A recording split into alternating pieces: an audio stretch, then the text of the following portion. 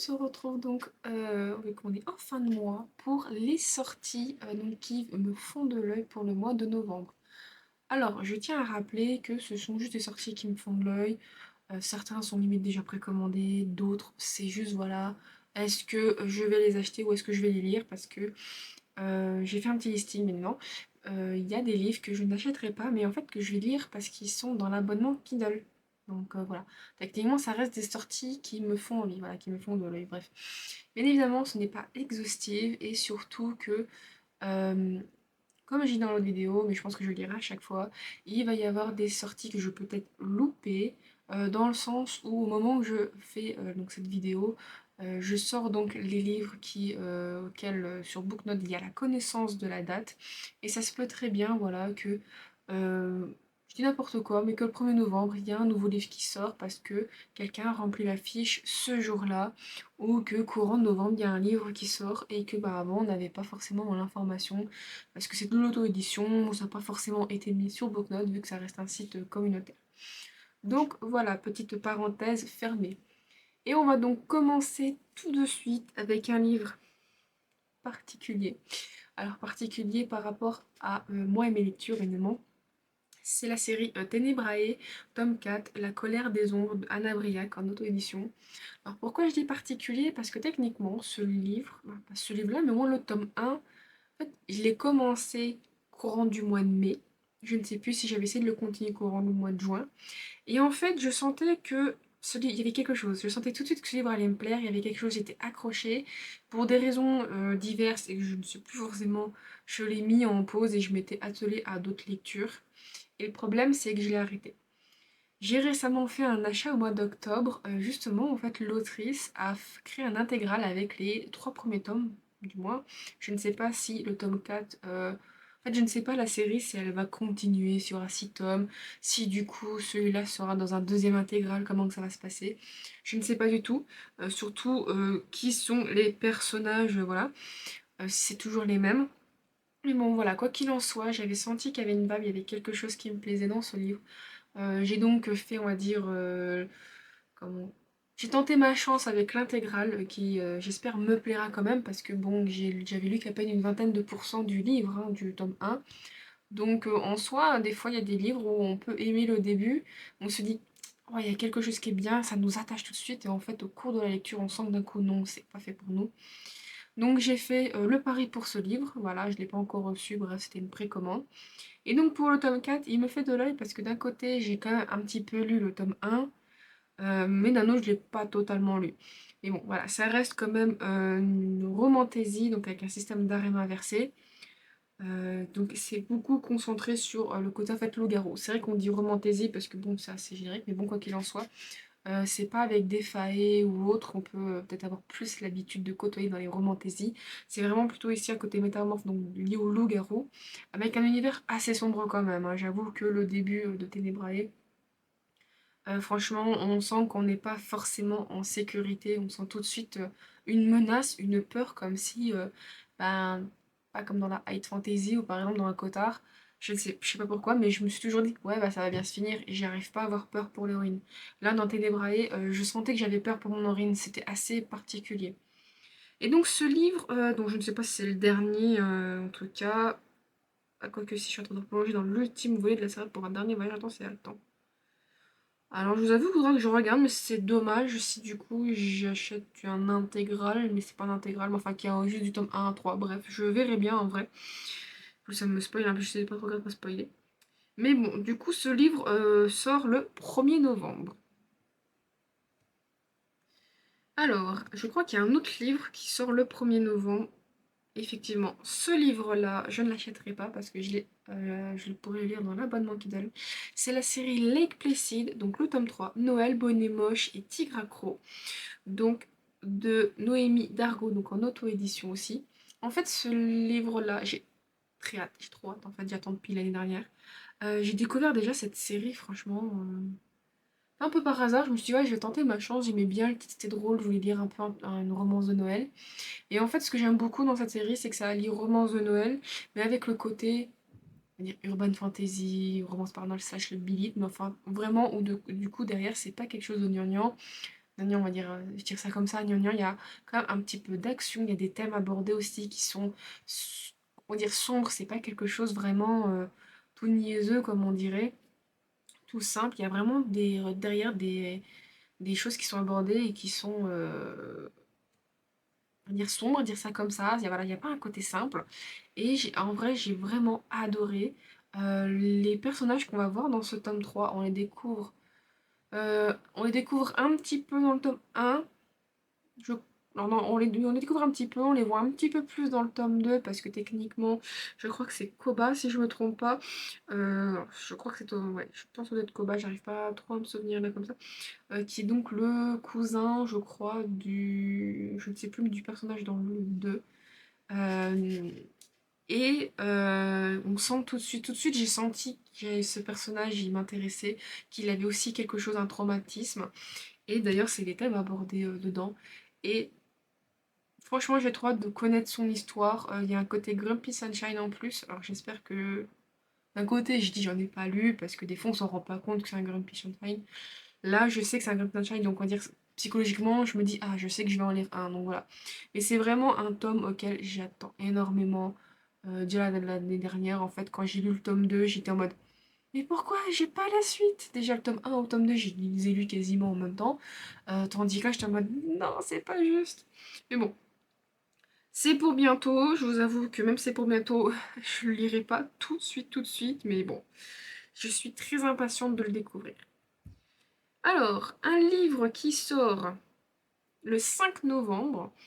Alors, c'est techniquement un livre que je peux avoir au SP parce que je suis en partenariat avec Ziploc Édition, mais je le refuserai parce que c'est d'une autrice que j'aime énormément, on dirait que j'adore cette maison d'édition. Même si je dis ça, mais en ce moment, j'en lis pas beaucoup des Ziploc. Alors, c'est Un gentleman pour Noël de Amanda Bile, donc chez Ziploc Édition. Ce livre, j'ai même commandé le coffret de Noël en fait. Je l'ai précommandé. J'ai très très hâte de l'avoir. Alors Amanda Bye, je la connais un petit peu plus pour ses romances. Alors, au début paranormal avec Les Immortels, après contemporaine avec sa série de Les Joueurs du Rue. J'ai déjà lu, en fait je ne savais pas ça indirectement, même si c'est des stand-alone qu'on peut lire indépendamment des mots autres, mais moi j'avais déjà lu, c'était un guide pour Noël. Et en fait, j'ai appris que techniquement, on peut revoir des personnages qu'on a lus dans les précédents, mais j'ai plus l'impression que c'est des connaissances et pas forcément on va les voir. Mais après, je peux pas dire exactement, parce qu'il y avait alors ça c'est Un Jeune pour Noël, je crois qu'il y a eu Un Prince pour Noël, qui est le tome 2 et le premier qui est un guide pour Noël. Pour vous dire, moi j'ai acheté le premier avec une autre couverture, et là ils ont refait une couverture pour techniquement faire comprendre que les trois ont un peu un aspect de série slash saga. Mais normalement, on est censé pouvoir lire chacun les uns indépendamment des autres. Après, est-ce que c'est vrai? Je ne suis pas sûre parce que pour les jours du rue, ils ont dit ça, mais en fait, on comprend qu'il y a quand même une suite parce qu'on peut pas lire le tome 3 et d'un coup revenir au tome 1. Et les choses sont trop... On sent qu'il y a quand même une suite indirectement. Voilà. Donc, je vous avoue que même si j'avais moyennement aimé, bah moyennement parce que je m'attendais à autre chose, mais c'est les romances pour Noël qui sont peut-être pas faites pour moi en vrai où je sentais qu'il y avait des choses qui n'étaient pas si bien abordées dans la guide pour Noël. J'avais beaucoup aimé, du coup, j'ai... Franchement, celui-là, je vais essayer aussi de le lire. Je dis ça à chaque fois, mais bon. Mais bon, en tout cas, voilà. J'aime beaucoup cet aspect un petit peu mignon et tout de la couverture. C'est vrai que c'est des choses que je ne parle très peu, parce que ça reste subjectif, en fait, l'appréciation d'une couverture. Des fois, il y a des couvertures colorées que j'ai beaucoup aimées, et d'autres qui peuvent être colorées, mais peut-être mal faite, je sais pas, et que je vais moins aimer. Ici, voilà, on sent vraiment le côté pour Noël, et j'ai du coup très très hâte qu'il sort, man, il sort. Il sort et surtout que je le reçois à la maison. Ensuite, alors, il y a peut-être des livres là que je vais parler, lesquels j'ai un peu loupé, entre guillemets. C'est que début, c'est ça, début novembre, il y a la FNR. Donc il y a donc c'est le festival New Roman spécial Hugo Romance. J'aurais voulu y aller avec une amie, vu qu'elle avait déjà été un peu plus fan de Hugo Romance que moi. Au vu des choix du billet, hein, nous imposer 3 jours de salon, je trouve ça horrible en fait. En fait, ouais, c'est déjà horrible. Déjà un salon bon, payant, ok, après j'ai vu qu'il y a des avantages, donc certes, mais bon, je me dis je préfère aller dans des salons un peu plus gratuits, qui est plus proche de chez moi et gratuits. Euh, Donc voilà, mais surtout que le fait que voilà, on nous oblige à aller 3 jours alors que bah, on peut y aller qu'une journée, ça nous fait automatiquement, ça nous oblige à payer un prix quand même fort. Donc je trouve ça pas cool en vrai. Donc bon, et à ce moment-là, il va y avoir des sorties, et surtout les sorties de suite ou de nouvelles sorties pour les collectors. Donc les images, je ne les ai pas forcément. Alors je sais que j'avais à un moment donné le lien, parce que c'est mon ami qui me l'avait passé, donc j'avais vu. Je sais pas si j'arriverai à trouver les couvertures, donc au pire des cas je mettrai les couvertures normales. Mais va y avoir donc du coup plein de sorties de collector, donc des livres déjà techniquement parus. Et je sais qu'il y aura le Campus Driver tome 2 Book Boyfriend qui va sortir donc en collector. J'ai déjà le premier que j'ai lu, franchement c'est comme bien. Mais néanmoins j'ai envie d'acquérir la suite. Pour la date de sortie, c'est le 6 novembre. Donc, mais moi j'avais vu sur des sites qu'il y en a beaucoup qui sortent le 6 novembre. Alors il y aura sûrement des loupés parce que j'essaie de me souvenir, moi, mais vu que je percute plus à une couverture qu'à un titre, voilà, donc je préfère prévenir. Voilà. Donc le livre c'est de C.S. Quill chez donc Hugo Roman. Il a peut-être Hugo Poche aussi, plutôt. Voilà, donc j'attends cette suite. Je suis pas hypée, mais j'attends cette suite.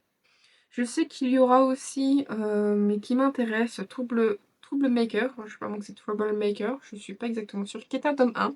Alors il m'intéresse, mais j'ai quand même des petites réticences, donc de Alfreda et Nuit, Envie, Envie. Je ne sais pas comment prononcer ça et je suis navrée. Voilà.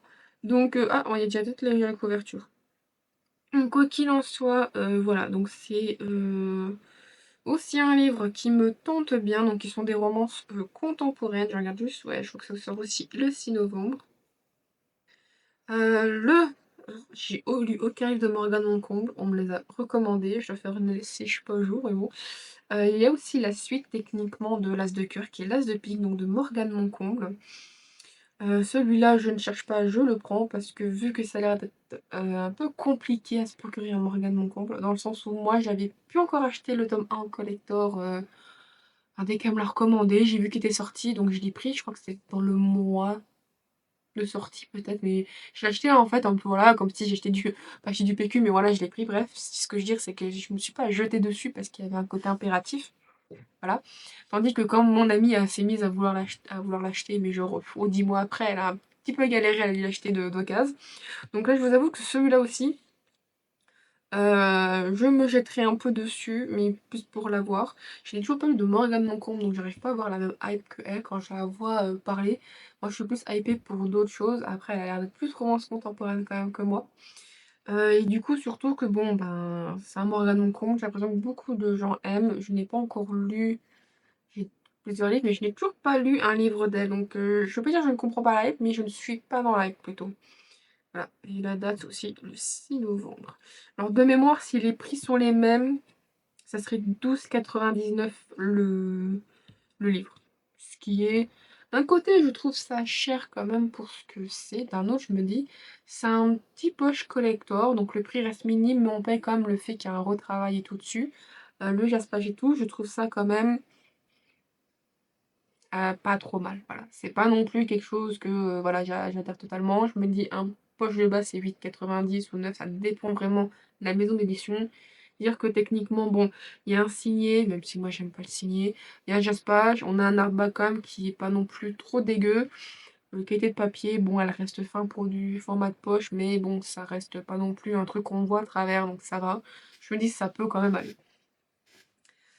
Alors, une sortie de chez Lost Kingdom, qui est donc un label de chez Bookmark Edition. Donc, c'est celle qu'on retrouve le plus facilement en librairie. Et généralement, on a à moins qu'on trouve des OP spécifiques sur leur site, on galère. C'est la série Witchwalker, avec le deuxième tome, La Cité des Ruines, donc de Carissa Wicks. Alors, je vous avoue qu'il me fait de l'œil, mais j'ai toujours pas lu le tome 1. J'ai pas pris le de lire le tome 1, j'en entends. Alors, à côté, j'ai entendu parler à un moment donné quand je suivais un peu Nina Quill. Ces derniers temps, je prends le temps de regarder et de suivre peu de gens, je vous avoue. Donc, je suis un peu à la ramasse. Voilà, donc je sais qu'elle avait beaucoup aimé et tout. Après, avec la sortie française, j'ai l'impression que c'est un peu descendu, on va dire ça comme ça. Alors, est-ce que du coup, trop hypé? Je n'ai aucune idée. Mais bon, moi, quoi qu'il en soit, ça me reste une série où potentiellement elle m'intéresse. Voilà. Donc bon. Après, les Lost Kingdom, encore en hardback, c'est quand même une trentaine d'euros. Eux, ils sont chers. Enfin, d'un côté, je les trouve chers, d'un autre côté, je trouve vraiment qu'il y a un objet livre incroyable parce que le livre est en hardback. Ce qui est bien, c'est que moi, je me suis rendu compte que finalement, j'aime les livres en hardback qui n'ont pas de jaquette en fait. Je m'en suis rendu compte en lisant, je dis tiens j'aime bien et en fait voilà, bon c'est très con. Il y a du foil à l'extérieur, il y a un retravail sur la couverture des fois en fonction de la série, ils peuvent engager aussi des illustrateurs donc c'est un coût. Les end paper, donc on va dire quand on ouvre c'est la première qui collait donc à la première de couverture et à la fin qui du coup ont aussi généralement un travail dessus. Il y a toujours une illustration, c'est pas un pattern des fois à la co imprimé. Le jaspage de haut en bas est vraiment différent. C'est bien et à l'intérieur c'est bien. Je trouve ça en fait cool, c'est vraiment cool. C'est pas genre une couleur à la con en haut et en bas. Et au milieu, des fois, on a un simple truc à la noix. Je trouve qu'il y a vraiment un suivi. Je trouve que ça rend quand même ça sympa. Et des fois, on peut limite avoir envie de poser le livre autrement. Et à l'intérieur, il y a aussi des illustrations parfois. En noir et blanc, c'est toujours de la couleur, hein, mais on a quand même déjà des illustrations, ce qui est déjà bien, enfin bien, c'est même cool en vrai. Donc du coup, je trouve qu'on a vraiment un bon travail sur ce livre et qui rend en fait le livre très sympa, vraiment, comme j'ai dit, un peu, un vrai objet livre en fait, et qu'on n'a pas forcément envie d'abîmer en le lisant. Et donc ce livre sort aussi le 6 novembre. Je vous avoue que là, je suis en train de voir qu'il me reste 12 pages, dont 2 ouverts comme ça. Là. Donc j'ai un peu moins de 10 livres encore à présenter. Donc ça va. Bah, il y a un livre où, du coup, il m'intéresse, mais j'ai pas lu du tout le premier tome. C'est la série Dark Shore. Alors Dark Shore ou Dark Shore, je ne sais pas encore comment on prononce ça. Tome 3, Gilded Serpent, donc de Daniel Jensen chez Big Bang Edition. Au début, je pensais que c'était que la sortie VO, parce que je crois que le tome 3 n'était pas encore écrit.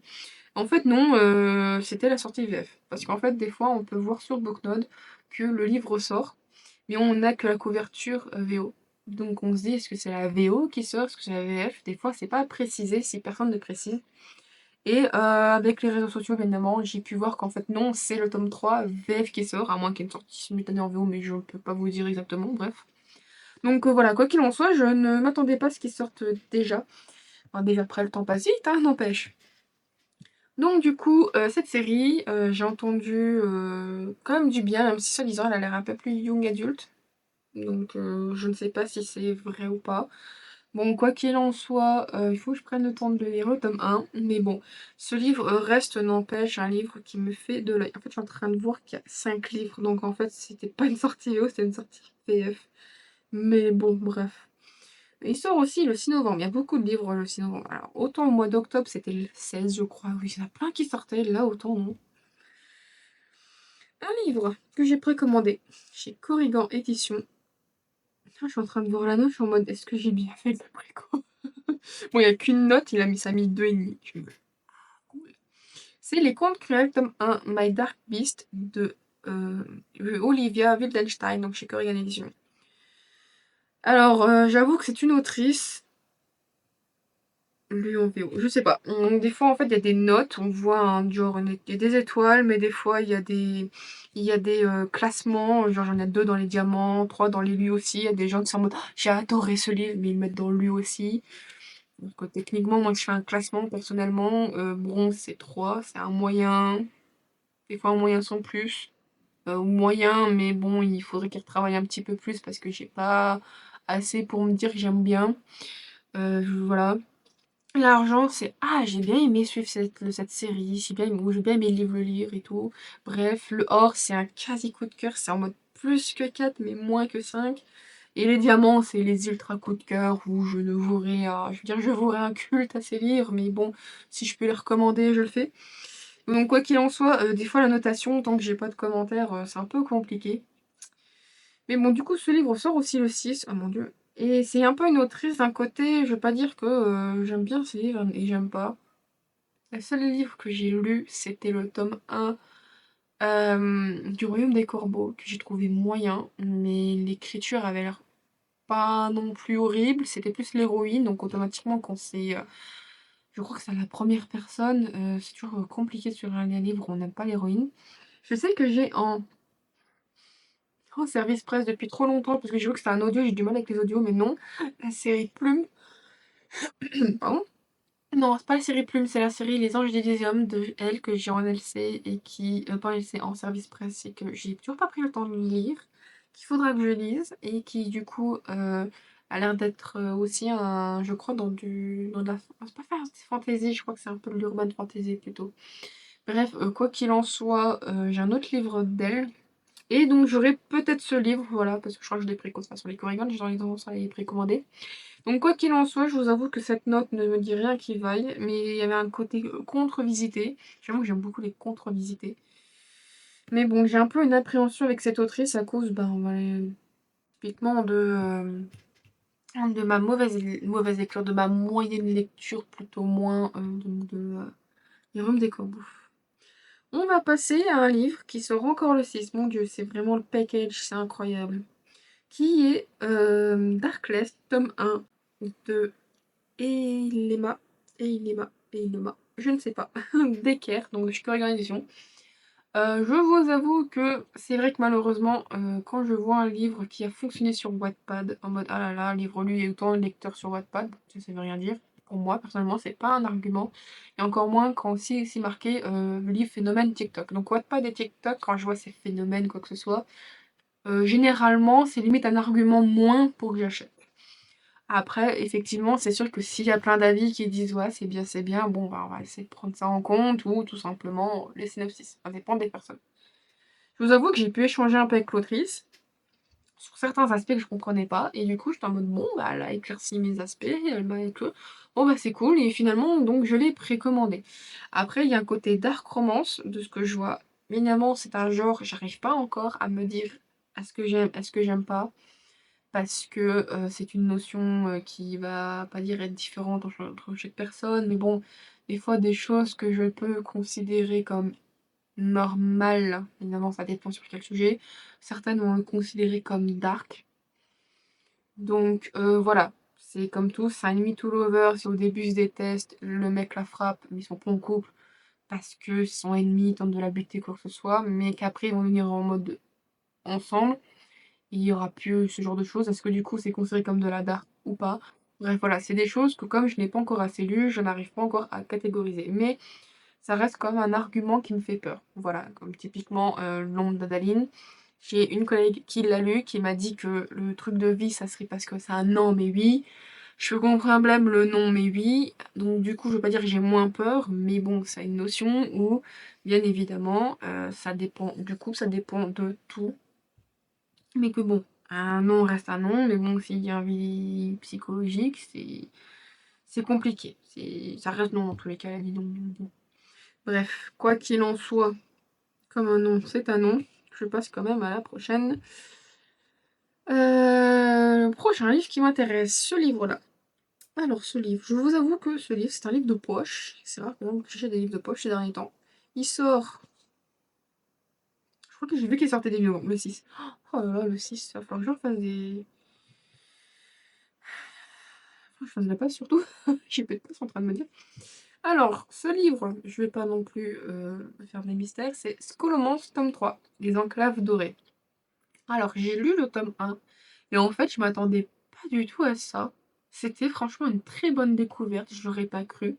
J'avais vite envie de démarrer par le tome 2, qui du coup était d'ailleurs la LC du mois d'octobre, mais que j'ai pas pris le temps de lire. J'ai acheté le tome 2 en plus pour le commencer et tout, même si j'ai acheté une semaine après. Quoi qu'il en soit, je pense, de toute façon, la lecture d'octobre de Book and a Cup, donc c'est la lecture commune donc de novembre. C'est sur un livre que. Ah, je crois que si, il m'intéresse, c'est Bride, mais je l'ai pas. Mais alors, il m'intéresse sans m'intéresser. Bon, je verrai. Mais il y a de fortes chances que j'essaye de rattraper mes lectures communes quand le livre me plaît pas techniquement, du moins court, ou que je l'ai pas, ou que je suis pas prête à lire parce que je préfère lire autre chose. Donc voilà, bref, donc le tome 3, voilà, m'intéresse. Je pensais qu'en fait toute la série était sortie en français, mais pas du tout. Voilà. J'avais vachement bien aimé. À la fin, comment que ça se termine le tome 2, j'étais en mode ah ouais, d'accord. Donc je vous avoue que je suis intriguée. Et donc déjà, faut que je lis le tome 2. Bien évidemment, si je lis le tome 2, je lis pour un tome. Normalement, ça devrait être quand même pas mal le tome 2. J'ai envie de finir la série avec le tome 3. En plus, je trouve que les couvertures, elles sont... J'avais vu les autres couvertures et je trouve que là, celle de J'ai lu, je sais pas, il y a un petit truc qui ressort, c'est assez simple, c'est pas travaillé dans le sens, il n'y a pas d'énormes détails, genre le bois de la porte, trucs comme ça, ou par rapport au tome 1 qui a un serpent, genre c'est pas un serpent hyper détaillé de ouf. Je trouve qu'en fait, c'est pas des anagrammes, mais des pictogrammes plutôt. C'est pas des pictogrammes, mais je trouve ce qui a un côté simple, épuré et suffisant en fait. En plus aussi ce côté couleur qui change dans le tome, je le trouve bien. Franchement, il y a quelque chose où je trouve ça très sympa. Alors, un tome 2, donc je n'ai pas lu le tome 1, donc j'achèterai pas ce mois-ci, mais il me fait de l'œil quand même. C'est le tome 2 de Curse of Fate. C'est vrai que j'ai pas dit pour l'autre ce comment, c'était de Naomi. Naomi, je sais plus quoi j'ai fait. Ah, je vais aller trop vite. Donc c'était chez J'ai lu. Donc là, pour The Curse of Fame, donc tome 2, The Curse of Sin, donc de chez Calix Édition, ce tome 2, déjà, bon, j'ai du mal avec leur hardback, mais bon, je l'ai eu en hardback collector dans un concours, le tome 1, bon bah je vais continuer, hein. Je me plains et j'achète. Voilà, magnifique. Bref, surtout qu'en fait, ce livre, j'ai toujours pas pris le temps de lire le tome 1. Je devais, je crois, le lire pour ma page mensuelle, je sais plus si c'était ce mois-ci ou pas. Mais bon, de toute façon, la vidéo sortira plus tard pour ce sujet-là. Mais c'est un rival tout lover pour le premier, franchement, et ça m'intéresse à voir comment que ça se passe. Et bien évidemment, j'aurais peut-être envie de lire la suite vu que c'est une duologie. Donc cette sortie me fait de l'œil, mais je n'ai toujours pas pris le temps de lire le tome 1, comme pour beaucoup de choses. Mais bon, en tout cas, déjà, ce côté couverture bleue en hardback est quand même plus agréable visuellement. Ça reste pas ouf, mais ça reste quand même sympa en ce qui concerne le visuel. Il sort aussi le 6 novembre, j'ai l'impression que c'est un package. Alors, un livre que j'ai vu et qui est en auto-édition, je ne me trompe pas, c'est ça.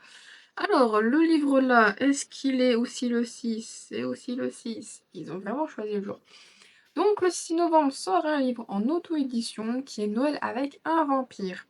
Alors, de Victoria Chopin. En fait, j'avais lu le synopsis et j'étais en mode ah, ça peut être drôle.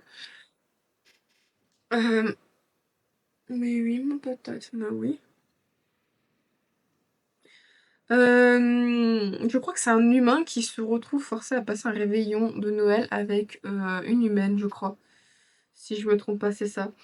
Et en fait, je sais pas, la couverture, le synopsis, il y avait quelque chose, je me suis dit, ouais, ça peut être drôle à lire en fait. Surtout qu'en vrai, un peu le genre de romance paranormale, hein, vu que ça va être une vampire et une humaine. Euh, sur le thème de Noël, comme ça, un peu, on dirait un peu feel good de manière décomplexée. Franchement, c'est assez original en vrai. Bah, moi, personnellement, j'en ai pas dans ma bibliothèque, ou j'en ai jamais vraiment vu. Et moi, ça m'intrigue et ça m'intéresse. Après, est-ce que bon, la plume est bien? Je ne sais pas. Je n'ai jamais lu donc, de livre de cette autrice.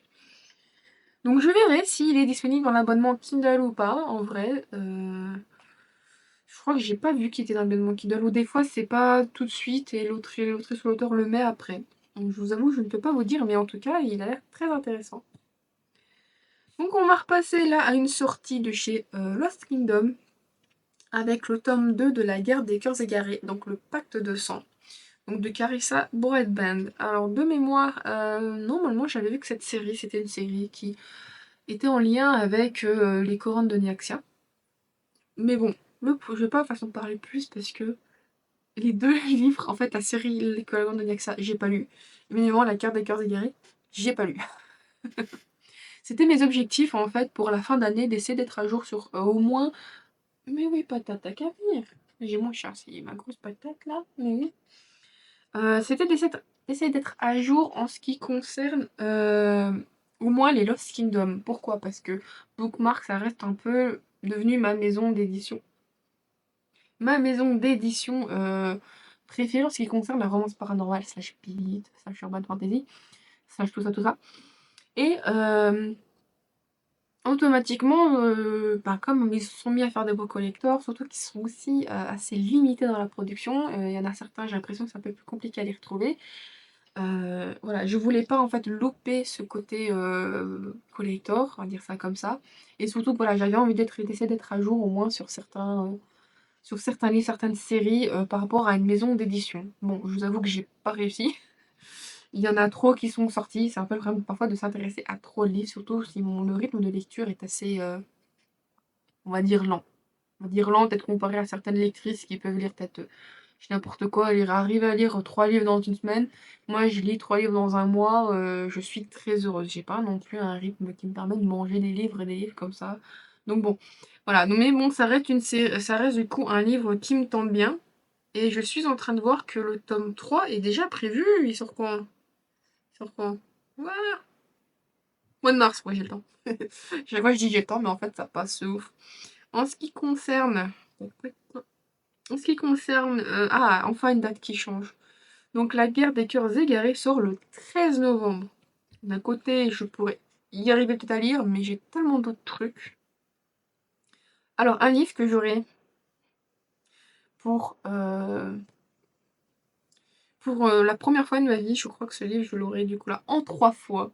C'est Beast of Briar, tome 1, Bandai Python. Alors du coup là, j'ai la couverture de Fairyloot qui est devant. Donc c'est de Elisabeth Hélène. Alors Elisabeth Hélène, mais j'ai vu qu'en fait c'est le nom de deux sœurs en fait. C'est le nom de plume de deux sœurs qui écrivent ensemble. Donc techniquement c'est un livre 4 mains. Et donc ce livre est publié chez Chatterley. Je connaissais pas vraiment en fait au début. Je me suis dit ah, bah, je la découvre grâce à... C'était l'Empire du Phénix de mémoire. Mais en fait, pas du tout. Je l'avais déjà vu pour La Clé d'Obsidiane, mais j'avais vu la couverture passer sur le livre, peut-être à la Fnac ou dans d'autres librairies. M'étais jamais intéressée parce que ça ne m'attirait pas plus que ça. Et en fait, quand j'ai vu, déjà, je trouve que la couverture française, elle est simple, mais il y a un petit quelque chose que je trouve très beau, très intéressant. Beau. Moins très intéressant quand même à essayer de voir. euh, que je trouve très très bien en vrai. Et je me suis dit, bon, il y a une sortie française, je crois que le prix il est un peu moins de 25 euros, je ne sais plus exactement combien j'ai payé, si c'est les mêmes ordres de prix. Bon, je sais pas. Et je me suis dit, ben tiens, pourquoi pas les acheter en français? Bon, allez, j'ai déjà 2 livres, pourquoi pas le troisième? Mais surtout qu'en fait, ce qui fait que je vais le racheter techniquement une fois, c'est que autant j'avais déjà,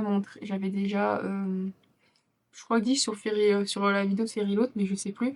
Ça, le livre de Fairyloot, j'ai pas fait attention qu'en fait, c'était un livre que j'avais déjà acheté via Moonlight Box avec des éditions spéciales parce que moi, la base de Moonlight Box, j'avais aimé le synopsis, bien évidemment, de ce que j'ai pu comprendre, et surtout que le design a été fait par, au moins de la couverture, un graphiste que j'aime bien, j'aime beaucoup le style. Donc voilà. Et là, le fait que techniquement j'achète une version française, je me dis j'ai plus de possibilités que le livre je le prends, je me pose et je le lise, qu'un livre anglais où déjà je me dis tous les 2 phrases, je vais devoir me dire mais qu'est-ce qu'il raconte? Parce que j'ai essayé de comprendre et de faire ma propre compréhension par rapport à la normalité, on va dire ça comme ça, mais par rapport à ce que la scène pourrait plutôt dire, mais je vais pas comprendre tous les tenants et aboutissants, ni ce que veut spécifiquement dire un mot, voilà. Mais bon, c'est un livre, en fait, quand j'ai vu, voilà, qu'elle est sortie en français, je me suis dit, ah, ça peut être bien, enfin, je vais pouvoir lire et me dire, est-ce que j'ai bien fait d'avoir tous ces livres ou pas? Autant le premier achat, c'est un achat, voilà, parce que je voulais tenter le coup, autant le deuxième, je ne savais pas, j'ai pas fait attention. Quelque chose qu'il faudra que je fasse plus souvent attention.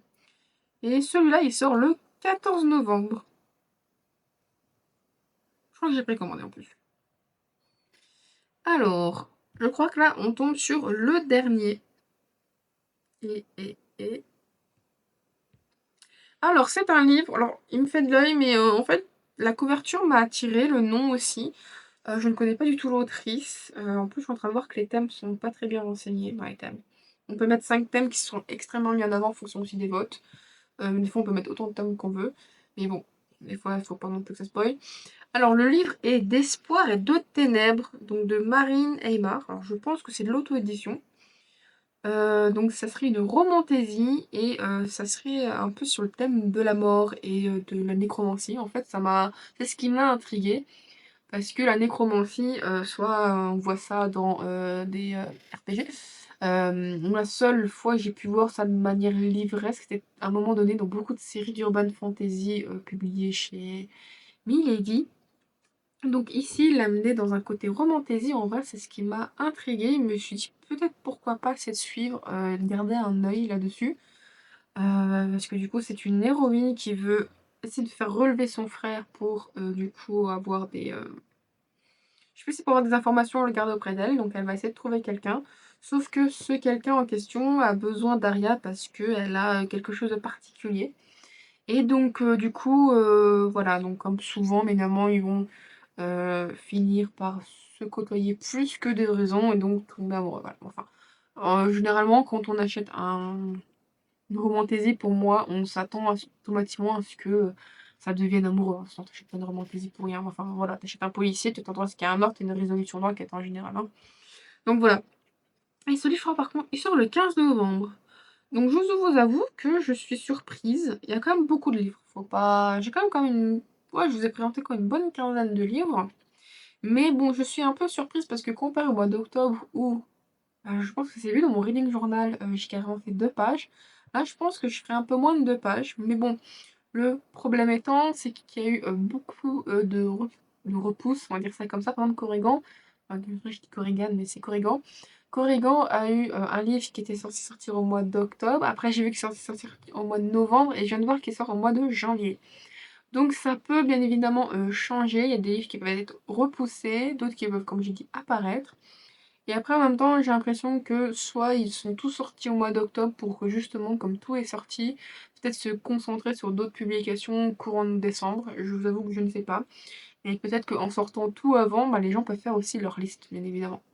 Voilà. Ou pour engranger le maximum de pognon pour faire le bilan de fin d'année. Ça, c'est mon expérience scolaire. Bref, quoi qu'il en soit, voilà, ça fait quand même voilà, un peu moins de livres que ce que j'ai fait le mois dernier. Mais ça fait quand même déjà pas mal de livres, voilà. Donc bon, je vous avoue qu'il faut que maintenant je suis pas connectée à mon booknote, donc il va falloir que je note et que je reporte tout ça. Donc voilà, bref. Donc c'est tout pour cette vidéo. Voilà, donc toutes les sorties qui me font de l'œil. J'espère que cette vidéo vous aura plu. Merci d'être arrivé jusque-là en tout cas. Donc le tâton habituel de me suivre sur Instagram, vous abonner à la chaîne, à partager, le pouce bleu, commentaire, tout ça, tout ça. En tout cas, je vous remercie et je vous dis à la prochaine. Bye bye.